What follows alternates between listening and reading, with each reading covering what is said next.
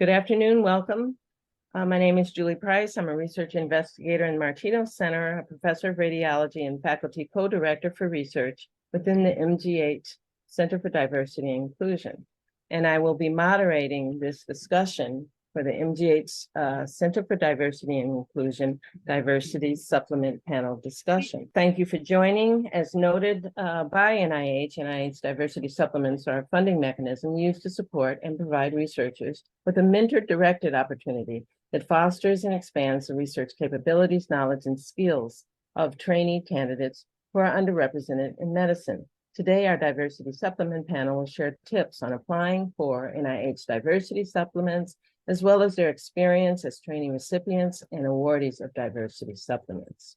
We've set aside a few minutes at the end of the discussion to address any questions or comments you may have.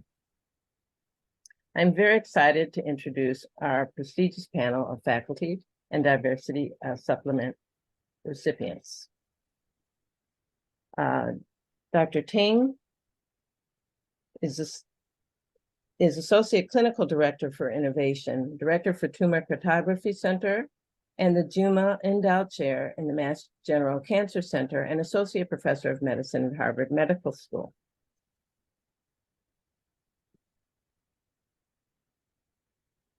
Dr. Okereke is the Gunsberg MGH Research Scholar and Associate Professor of Psychiatry at Harvard Medical School, as well as in the Department of Associate Professor in the Department of Epidemiology at the Harvard Chan School.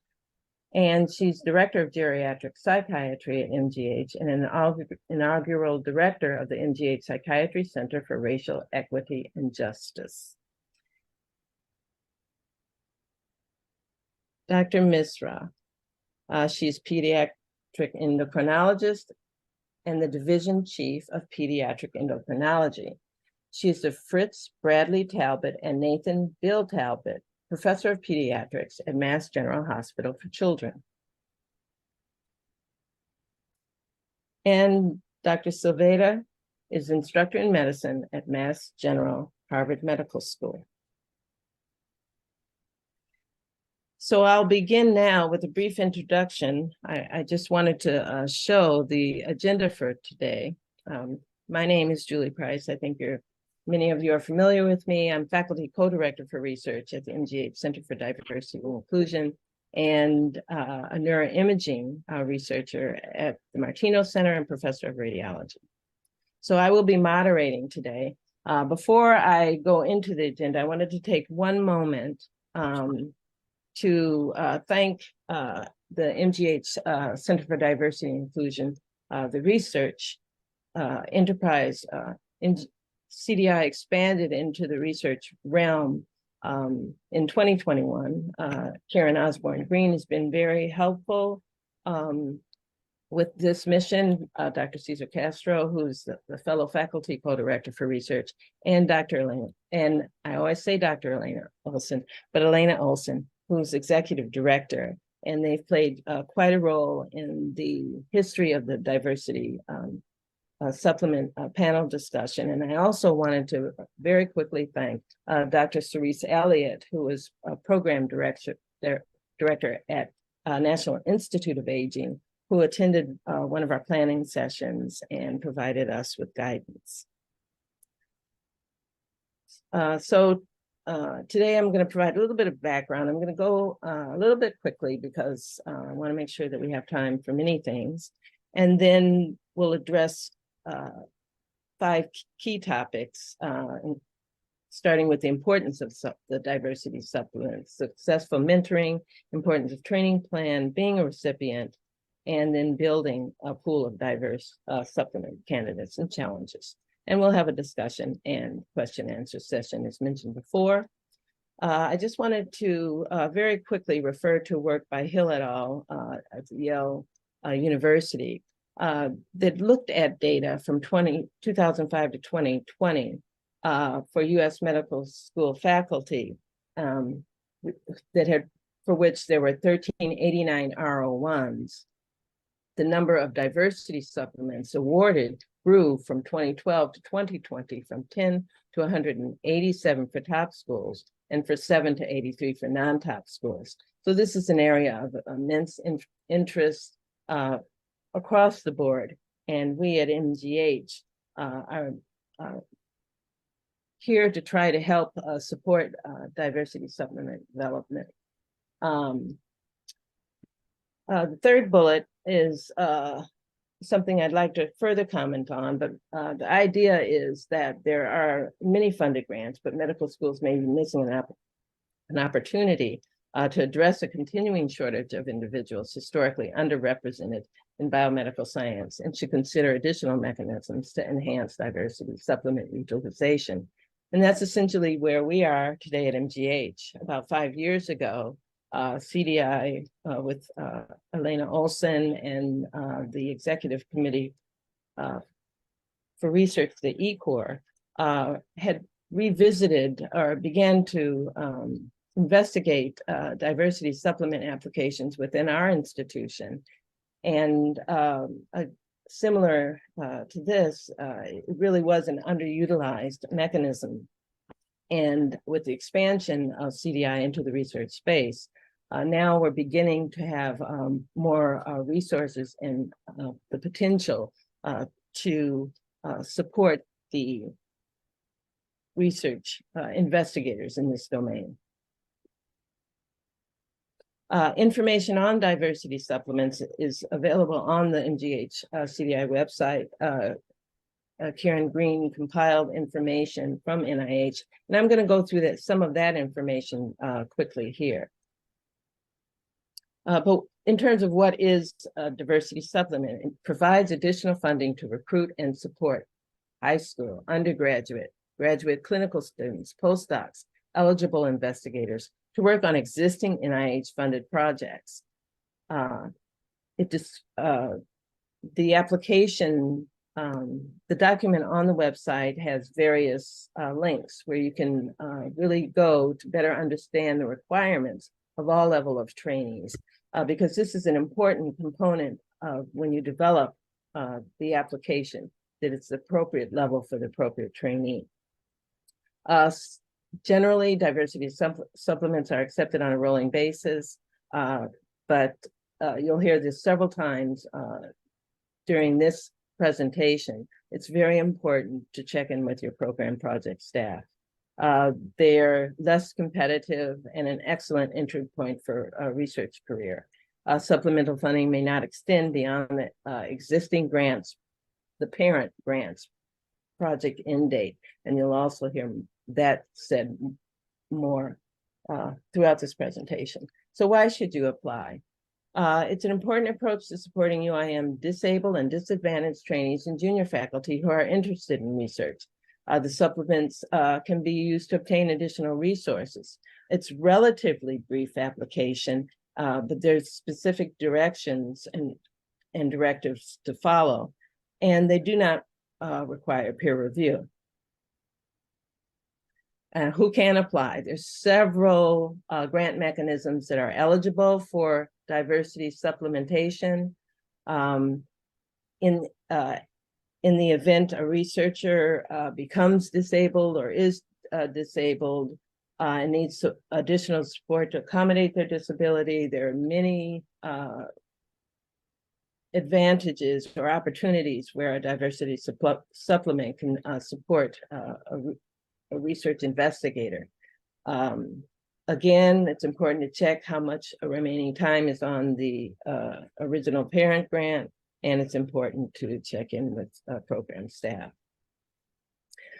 This is, again, in that document, but it really gives a list of all of the individuals who could be supported by such a document. It's important to check for various eligibility. Some individuals, if they're already being supported by NIH funding, it's very likely they may be ineligible for a diversity supplement. But just moving along, when you go to look up diversity supplements, it can be sometimes confusing because you may see more than one program announcement. The current parent program announcement is PA 2107, but that expires May 8th, but it's been extended to June 30th, and it will be reissued. So that's where you would want to start to really understand and read the directions. It's really a roadmap. And there's vast information available about diversity supplements. And it's important to check carefully for specific information about content. Just as an example, the National Institute for Bioengineering, the NIBIB Institute, has its own specific descriptions for their diversity supplements, although this is the parent. In terms of bioskits, transcripts, new aims, these are similar for all diversity supplements, but it's important, again, to look at the details of what they might require. And many of them have the promoting diversity statement that's really important in terms of discussing how the appointment will promote diversity within the institution or nationally, scientifically, describe activities that a candidate is involved in to enhance diversity at the institution, and provide information and representation about individuals from diverse backgrounds at our institution. And I'll say something about this later. But there are various requirements that it's important to be aware of. But what about T32 training grants? As many of you know, they also have diversity supplements. It's acceptable only when all the positions awarded for the T32 training grant have been filled. Generally, this is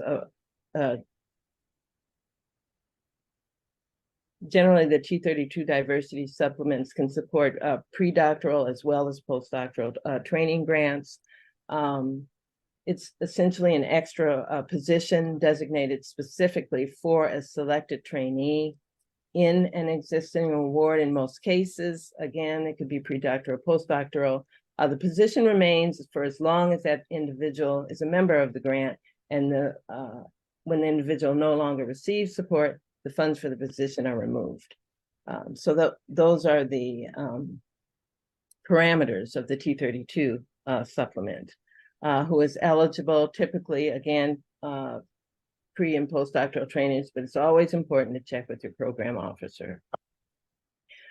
This is a summary graph that describes MGH diversity supplements to date for the fund year 2023, administrative supplements to date, and just gives you an idea of the absolute numbers. There's 15 diversity supplements, again, consistent with the potential underutilization of this mechanism.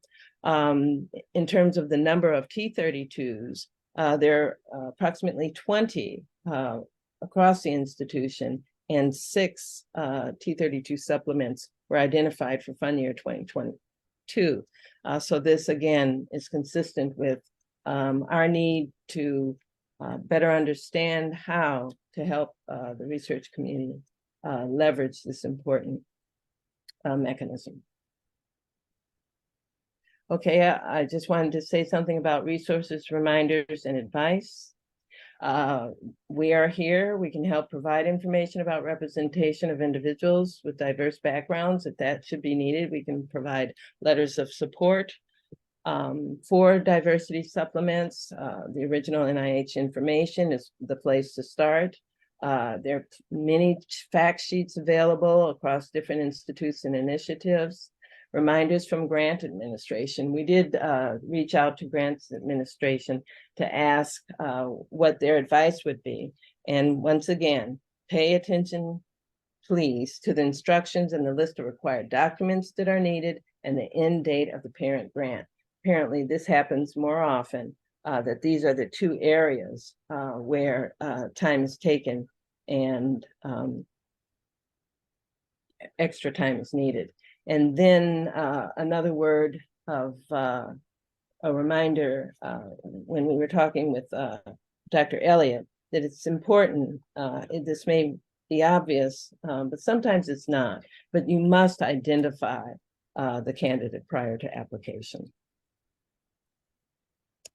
Okay, so I think we now can move on to our panel, our discussion, or our 5 key topics. I am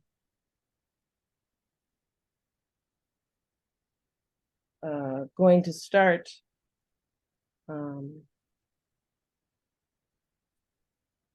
with we'll move on to our first topic. Dr. Ting will provide. I touched briefly on the importance of diversity supplements, but I asked Dr. Ting, from his perspective as a PI of diversity supplements, if he could share his view of mentorship for the trainee and the importance of such an opportunity. Thank you so much, Julie, and thank you so much, everyone on this important panel. I think as someone who is not underrepresented in biomedical science or medicine, but I am a minority in this country, I think it is important that all of us know that this is a shared responsibility for everyone. And I think, you know, my own experiences have really taught me that, you know, the important thing about these things are building a diverse community that can really tackle the many issues that we see in biomedical research, but also the patients that we serve at the Mass General Hospital. And I've had a tremendously successful career, mostly because I had amazing mentors. Even starting from, you know, high school all the way through college. I then was in Bob Langer's lab at MIT for my time at MIT, and then George Daly when he was at the Whitehead. He's now the Dean of HMS. And then finally Daniel Haber at the MGH Cancer Center. So my career was really, you know, shaped by these important mentors. And I think that that's an important thing to know, is that, you know, these diversity supplements, you know, they do provide funding for people, but it is very important for you and myself to be like an excellent mentor, to go above and beyond for everyone in my lab.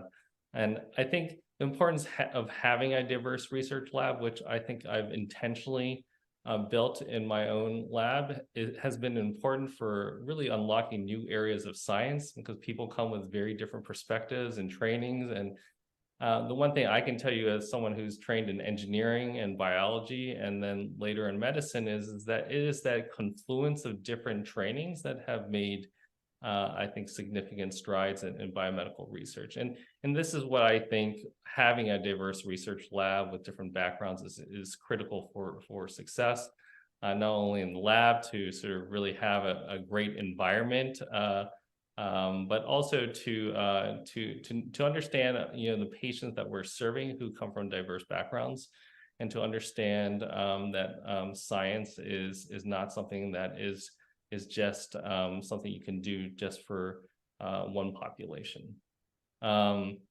Finally, you know, I just want to tell you about the story briefly about how I was fortunate to have Dr. Avril Coley, who's a surgeon at the MGH. She's a surgical resident. She's a surgeon, physician, scientist. She came to me from my good friend, Christina Ferroni, who is head of liver surgery at the MGH and now chair of surgery at Cedars-Sinai. And I didn't know anything about Dr. Coley other than that my good friend, Dr. Ferroni, says that she was an amazing person, that I had to try to get her into the lab. So we brought her into the lab, and it just so happened that there was this diversity supplement out there, and I said, hey, let's just apply. And it's been the best thing ever. We got the supplement. It's enabled us to really just focus on science and to focus on, you know, her career development. And she has not only been an amazing postdoc working in a lab on these exciting experiments, but she's really blessed me as a person and really has shaped me as both a mentor and a person. So That is why these diversity supplements are essential for not only our institution, but the community around us. That was wonderful. Wonderful introduction to the topics. Thank you. Dr. Okereke, can you share additional thoughts on successful mentoring with respect to the diversity supplement space, the mentoring plan, and alternatives a mentor might pursue for talented UIM researchers who aren't eligible for diversity supplements because of citizenship requirement? Thank you. Now, I'm wondering actually if I should turn it first to Madhu, Dr. Misra, as I believe she has a little bit more detail on the training plan portion. Then I'll talk about that latter part of your question, Julie. Is that okay, Madhu? Yeah, that sounds great. Wonderful. Yeah. Okay. Sure, happy to do that. Share my screen. And hopefully you can see my slides. Yep. Okay, great. All right, so my charge was to talk about the training plan, and the mentoring plan is very, very closely linked to the training plan. So you'll be hearing a bit about both in the next few slides.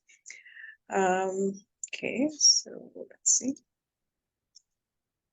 All right, so the research strategy has four main sections. It has the summary or the abstract and specific aims. There's a research plan that you heard about, should be distinct from the parent grant. And then there is a section on career development or the training plan and the mentoring plan with a timeline of these plans. So with regards to the training plan, this should describe the candidate's background and then also how the research and career development experiences that the trainee will get through the supplement will foster and expand the research capabilities of the candidate, and how these experiences relate to the research goals and objectives of the parent grant. So there still has to be that link to the parent grant. And the mentoring plan should have evidence of adequate mentoring experience and success of the mentors who are often the PIs, could be co-Is as well. And there should be evidence that the candidate will in fact receive research career mentoring. Now, there's further guidance provided regarding the career development and training plan. So this should outline how the supplement funding will prepare the candidate for the next career or training transition. So the career transition could be, let's say, from the diversity supplement to a K award or an F series award. The training transition could be, somebody who's going from the supplement to a master's program or a PhD program, residency, whatever. But there has to be that, that transition evident. The plan should be tailored to the candidate in question. And it should address any gaps in the training experience of the candidate and or expand on the research and career building skills for the candidate. There should be details regarding the skills that will be acquired and the milestones for progress. And there should be details regarding any coursework that will be provided to the candidate over the course of the supplement, any grant writing workshops they will attend, any conference attendance that would be recommended, and any presentation opportunities.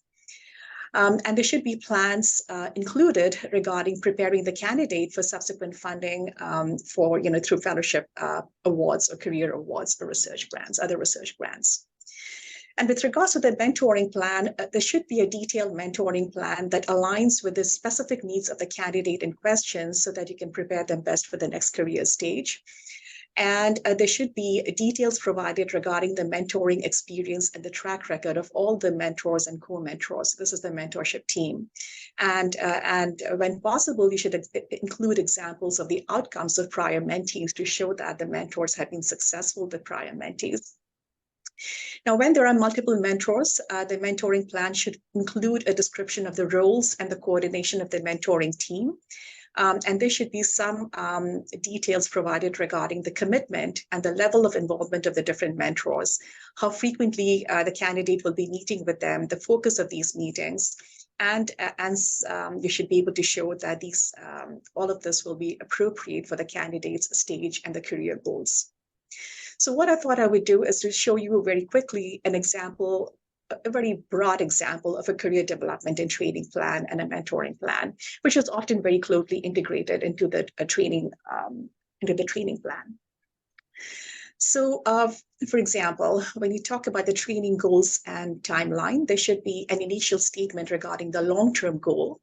And so this could be something like, so the supplement will provide the candidate foundational career development and research, working towards the long-term goal of becoming an independent researcher in the area of whatever the area of expertise is.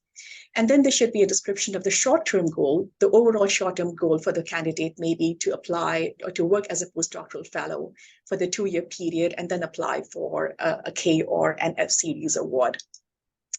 And then there should be specific goals included. And I've included 3 goals here. You can certainly include more. And so, for example, one goal could be exposure to research in a particular area, training in statistical methods. A second goal could be training on the conduct of clinical trials, or whatever you'd like to include there. And goal 3 could be some details regarding scientific writing and grantsmanship training. Now, for each of these goals, it's important to provide details regarding what the knowledge gap is for the candidate and how the training will cover that gap, either through working with the study team, the PIs, other mentors, or through specific coursework. And usually I make use of courses that are available to us through the Mass General Research Institute and the Harvard Catalyst. But sometimes you need very specific coursework that is relevant to the candidate's area of expertise. So you just have to be thoughtful about what to include here. Usually I follow this with some description of the mentorship team. And so the candidate's primary mentorship team could include the study PI or PIs, a co-I, include the HMS rank, other leadership roles, the track record of NIH funding, and successful mentoring. And you can talk about how the mentors have a well-established research collaboration and maybe an established track record of co-mentoring trainees with some details. So I create tables for the mentors in the grant with a description of maybe 5 representative mentees for each mentor, where they are, what they're doing, and how the mentoring got them to that position. For the mentorship team, it's good to include why the specific mentorship team is appropriate for the applicant and what kind of mentorship will be provided. So for example, you can say something like, given the leadership roles locally and nationally, and their experiences in manuscript and grant writing, the mentorship team will nominate the candidate to standing committees at a national level, support them in gaining experience in writing, reviewing, and presenting work as oral abstracts and manuscripts, and also will support them through grant submissions. You should talk about any informal mentorship that would be available through the supplement. And I usually include a statement regarding the overall expectations of the primary mentorship team for the candidate. For example, the expectation could be that the candidate will be in a strong position to apply for a mentored training award at the end of the 2-year fellowship period. There should be some description of meetings with mentors and the evaluation plan. So I include descriptions of one-to-one meetings with mentors with the frequency and the content. So for example, you could say that throughout the supplement, the candidate will meet weekly with mentors to evaluate the progress of the study, plan abstract and manuscript submissions, and receive mentorship for grant submissions. There could be team meetings that the candidate will attend, and you can talk about the frequency and content of these meetings. And usually include an individualized development plan for the candidate that evaluates the candidate's overall research and career progression. So this could include meeting with the mentors and consultants quarterly to review the progress towards goals. There should be some indication of measurable outcomes, which could be study milestones, formal coursework completion, abstracts and manuscript preparation and submission, and grant submission. And this is typically a forum where the candidate should be able to discuss challenges and opportunities that are showing up and how they can move forward, despite or with them. And then I follow this with a table such as this that shows the effort distribution of the candidate across the 2 years of fellowship. So the proportion of time that is spent on formal coursework, meetings with mentors in the study team, data collection, preparation, analysis, manuscript preparation and grant writing, and if relevant, patient care. And finally, there's a table at the end of the training and mentoring plan that shows the activities that are planned by by the fellowship year 1 and year 2, and how those activities pertain to the different goals that we talked about earlier. So the next 3 slides are all one table. I've just broken this up for ease of showing you the data or the information. So one training activity could relate to mentored research meetings with the different mentors, how much time will be dedicated to that. Research activities that the candidate will be engaged in, formal courses and seminars, again, with the details regarding the duration of training through these courses and seminars. Maybe weekly departmental and lab research meetings that the candidate would attend, annual specialty conferences that you might want them to attend, and other professional development activities like manuscript preparation and submission of a K or an F series award. So that's kind of what I wanted to show you, and we'll finish the panel discussion, and I'm happy to take any questions at the end. That was absolutely wonderful. Thank you, Dr. Misra. Now we'll move back to Dr. Okereke. Might you make additional comments about your experience as a mentor and diversity supplement, TI?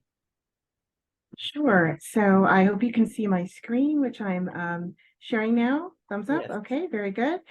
So yes, it's a pleasure again. Thank you so much for organizing this, Julie, and in consultation with Karen and team at CDI and the NIA. It's really great to discuss this important topic, particularly around practical solutions for utilizing supplements to advance our true objective, right, which is biomedical research workforce diversity in our research community.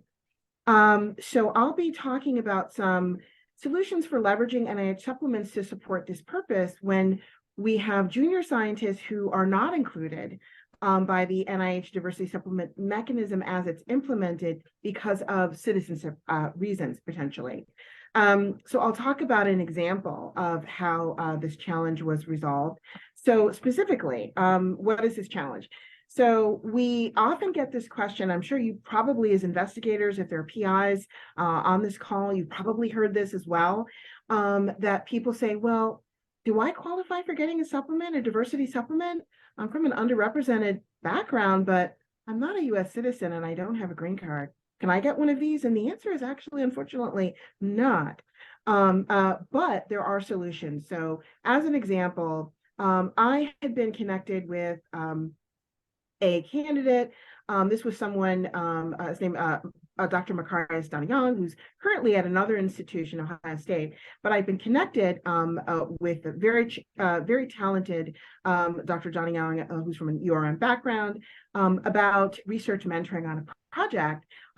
He had very rigorous training in epidemiology and quantitative methods, very well positioned to pursue a project using a data set from one of my R01 grants. And this could readily be proposed as a supplement, but as an African national without at that time permanent resident or green card status, this is not something that would be eligible, right, for the traditional diversity supplement. However, NIH supplements can be obtained for a wide variety of grants, as we heard from Dr. Price. All these mechanisms are available, research project grants, PPGs, program project grants, center grants, career awards, infrastructure grants, and so on. So we're not restricted to the diversity supplement per se as the only vehicle to use supplement funding to NIH grants to meet this objective. So in this case, the IC of my parent grant, which was the NIMH, had an FOA that was administrative supplements for minority health and mental health disparities research. So the purpose of that was to support administrative supplements that would be the active NIMH grants that address, the supplement would address mental health disparities among racial and ethnic groups in the US. And this was a candidate who had developed pharmacoepidemiology project on disparities in depression care among Medicare beneficiaries. This proposal totally met the precise intent of this supplement call from the IC. It was aligned with the goals, but it was not overlapping with parent grant aims on late life depression in my study, which was from a large diverse study cohort. And so this was a perfect fit. So the idea was we submitted the supplement with me as PI, and Dr. Johnny Young, who at that time was now in a tenure track position at another institution as starting faculty, as a co-investigator, but with adequate support to support his time in terms of effort on the project. And so with the mentorship, he developed aims and research strategy, had critical hands-on experience with logistics of grant submission. This is really initial exposure to pre-award processes, MAH budgets, justification, biosketches, all those kinds of things, which take a long time to learn and need a lot of hands-on mentorship for people to feel confident and experienced with it. And so that was part of the mentoring as well, not just the research concepts. So during the course of the supplement, he was incredibly productive. As I mentioned, received a tenure track position, new position at assistant professor level at another institution, was co-authoring papers, first in co-author publications that flowed from the study aims of this specific supplement, received additional grant writing, mentoring, introduced to new collaborators, presented at national meetings on this work, in symposia that I was chairing at national meetings. And we generally just leveraged this opportunity to build on it. And the upshot is within less than 4 years after the date this was awarded, about 3.5 years, I think exactly, he was awarded his own new R01 grant as a PI. And he's also become a PI on a foundation grant that we actually recently got awarded and will be started soon. And it's been a very fruitful collaboration with someone who's no longer mentor-mentee, but as a colleague, a research colleague with his own R01 funded research program. So the take home here is really that we can achieve the objective of diversifying the biomedical research workforce by using administrative supplements, even if the specific diversity supplement mechanism might not be applicable for some reasons. And so there are some other examples of how this can be leveraged. So a recent one I was involved in was notice of special interest on research on the health of women in understudied, underrepresented, and underreported populations or U3 populations. So this is to support research highlighting health inequities among women in the US who are in U3 populations. So you can easily imagine this is something where you have a junior scientist who may be from a URM background, who has a lot of great ideas in this health equity space and wants to move forward with a project, but needs support for their time to do the work. So the PI can submit a supplement with the junior colleague as a co-investigator with adequate support for their time to work on the project, and also provide mentorship under the umbrella of that. And this would help the scientists, take the lead on the project, get effort for, the time that they spend on it. And so it's incredibly beneficial. And I really encourage people to kind of be on the lookout, be aware of those types of announcements. But finally, I should say, it's not required that you have a specific supplement call on health disparities, either as the topic or diversity supplement for the candidate. This administrative supplement mechanism can be utilized at any time. As we heard from Julie at the start, these are available, on a rolling basis. It's really about close collaboration, consultation with the project officer about the intent to put in a supplement. And then the supplement can be leveraged to address scientific questions while providing for the inclusion of researchers from the URM background. So I'll stop there. And thanks so much for listening. That too was amazing, absolutely informative. Thank you very, very much, Dr. Okereke. So we'll now move to Dr. Saveda, who was a recipient of a diversity supplement during the course of her career. And she can provide you with a perspective of diversity supplements and how such an award impacted her career. Please. Well, thank you so much for having me. As you said, my name is Georgia, and I'm currently an awardee of the diversity supplement. And I am in the laboratory of Dr. Raul Mostoslavisk, and we applied specifically for the NCI supplement. So this fellowship has given me protected time to finish my work in his lab.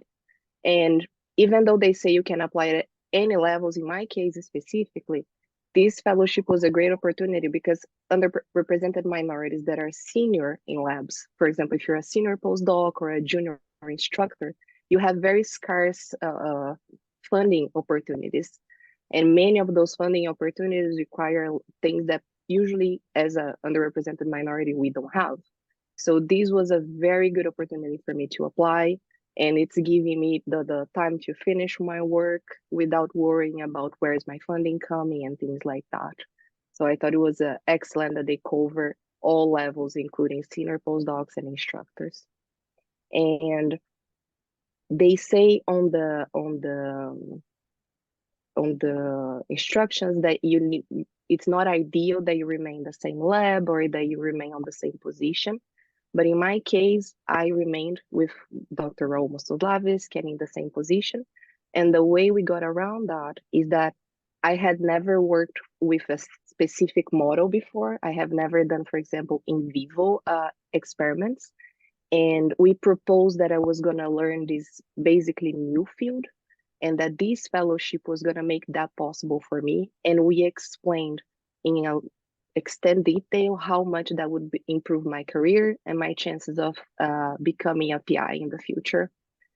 And this fellowship also provides funding for conferences and supplies, which provides further opportunities for you to network and learn and expand your knowledge, so you can also become a better candidate to remain an academic position.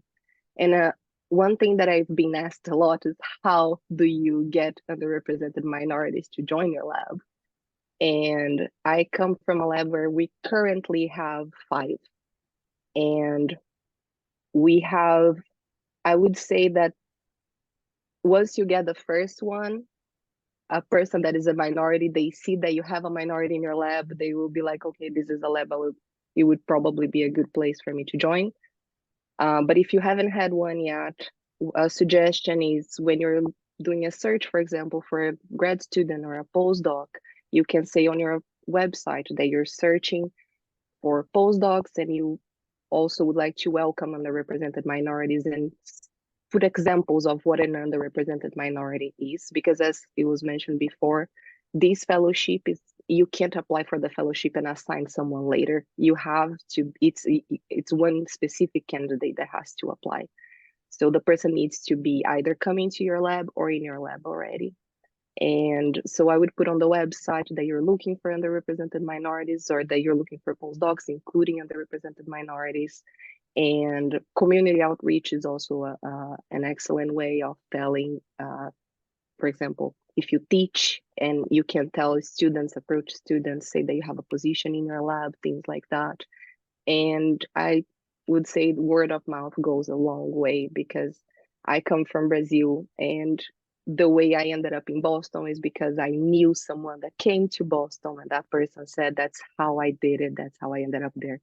And the way I applied for this fellowship is because someone in my lab knew of the existence of this fellowship. And she told me, once you have your green card, you can apply for this fellowship. And the moment I got my green card, we immediately applied. One thing that I want to mention is that the duration of the fellowship depends on how much time you have on the parenting grant. And this is something that we weren't aware when we applied. So we should have applied in February. We missed the deadline, so we ended up applying and I got the fellowship in July. So we lost those 6 months. So if I had applied in the beginning of the year, it would have provided us with extended more funding. So I think that's also something important to mention. Apply the sooner the better, like as soon as you can. Thank you very much. That was also very informative. We're going to move on to the last topic, and that's a topic that I'm going to speak about very briefly.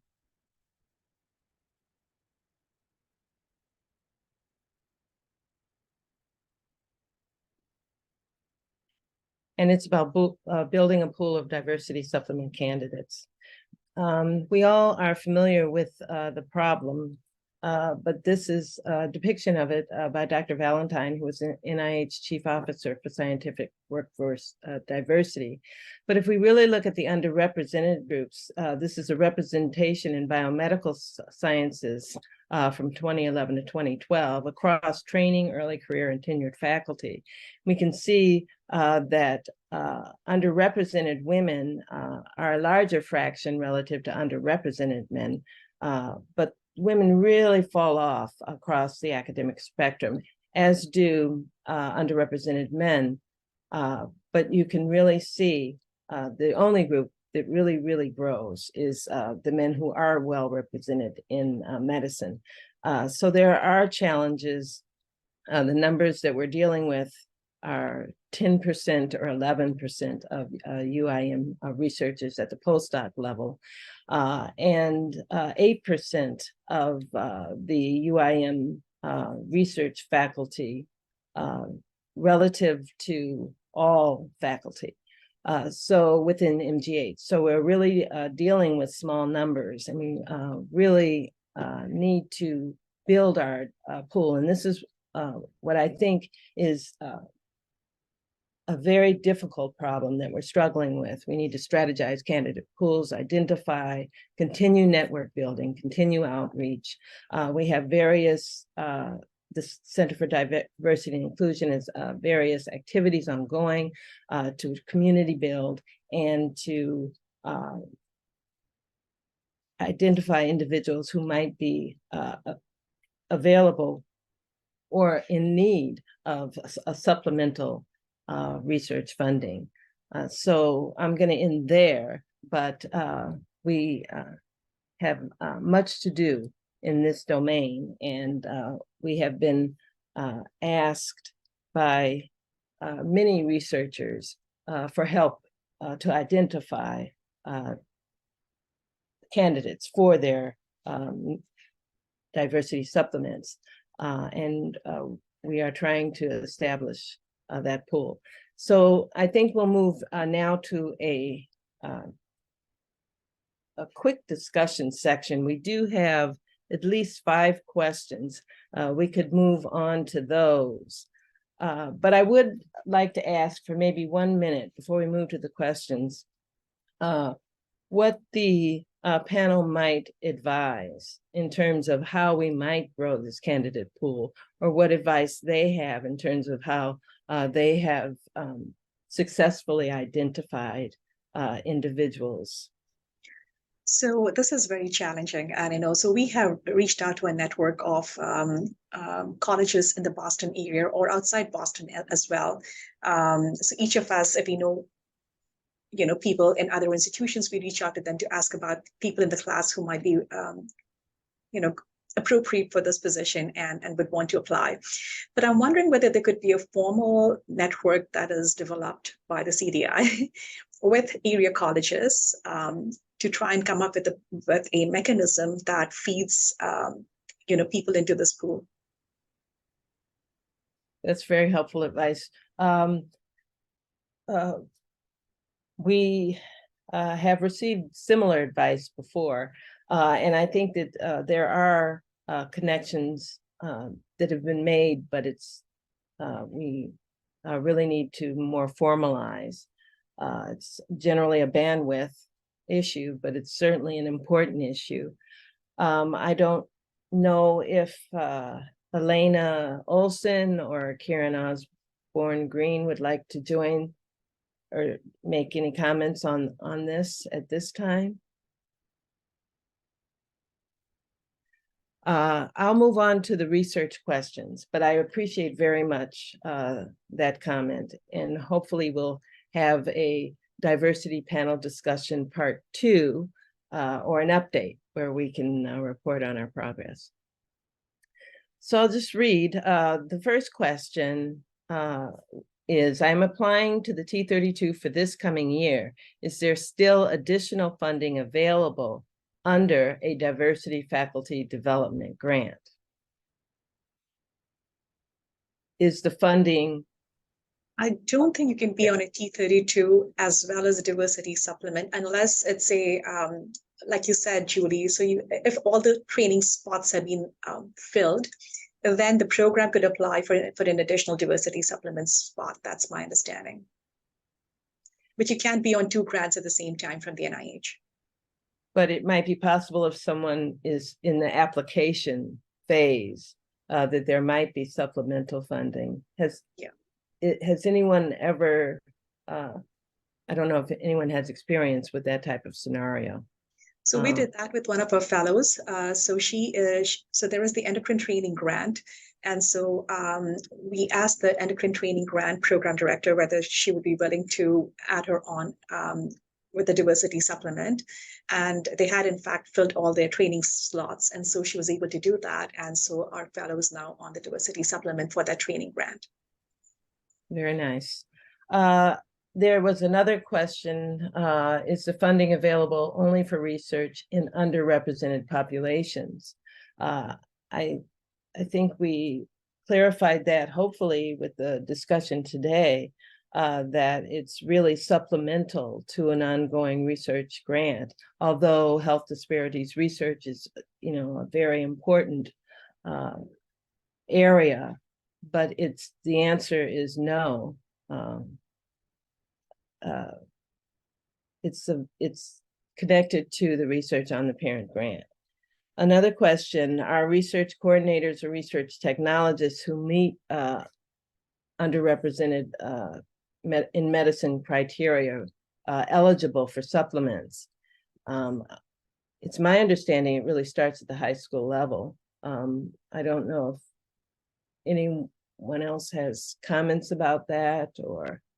Yeah, we've certainly had research assistants be on a diversity supplement, and have that go through successfully. I don't think you can call them coordinators. I think there is some finessing of the language that you have to do. So they can be research assistants, I think, but not coordinators. Yes, thank you. Another question is where can we identify an eligible good candidate for the diversity supplement application? I think we just discussed that.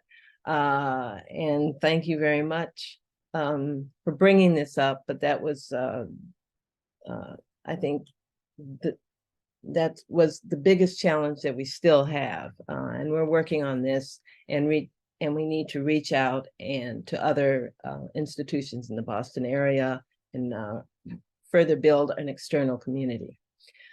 Any other questions? We have 2 minutes left. I don't see any other questions. I have to. Yes, absolutely. Can I mention one thing? There's one question here about the timing that you apply. One thing that I wanted to mention is that if you're taking a grad student or a postdoc, chances are that this fellowship won't cover the whole extent of the time this person will be in your lab. So it could be either someone that is already in your lab, or if you're trying to recruit someone, it's important to keep in mind that additional funding may be needed after.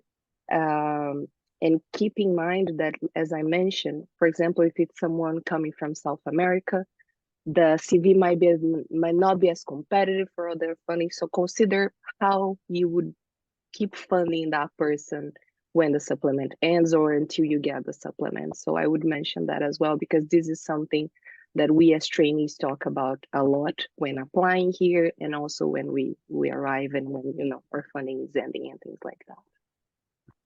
That's a really great point. I totally agree with that, Georgia. So I answered in the chat a question about timing with regard to when you might want to start thinking about the application, start developing the application. And I gave an example from when I had diversity supplement, but following up on what Georgia just said, I think that the timing of that long-term plan is critical. So my supplement was timed so that I basically started my K shortly after the supplement ended. So part of the supplement timeline involved what it would take for me to write and submit a KOA. So that's a really great point. So thank you for mentioning that, Georgia. Yeah, that's very important. Strategy. tactics. Well, I think that brings us to the 1 o'clock time point. I thank everyone, thank the attendees. We are building a diversity supplement resource, and we hope to have templates soon, and further information that we're gathering.